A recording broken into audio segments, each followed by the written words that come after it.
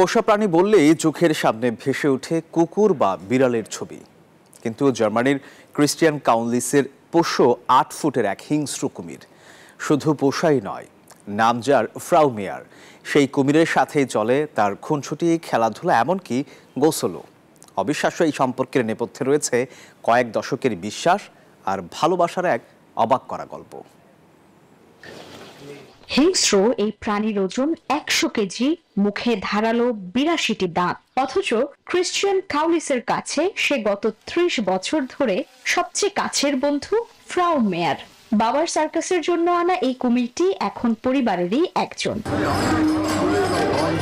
একসময় সার্কাসে খেলা দেখালেও ২০১৬ সাল থেকে সে পুরোপুরি অবসরে। কাউলিস পরিবারের দাবি, ৪০ বছরে ফ্রাউ মেয়ার কখনো কাউকে আক্রমণ করেনি, কারণ সে পরিবারকে বিশ্বাস করে।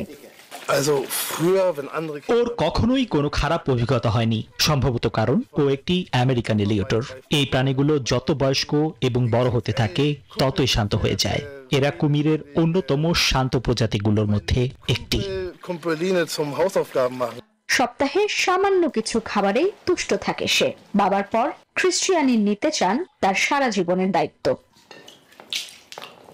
Desk report, news 24।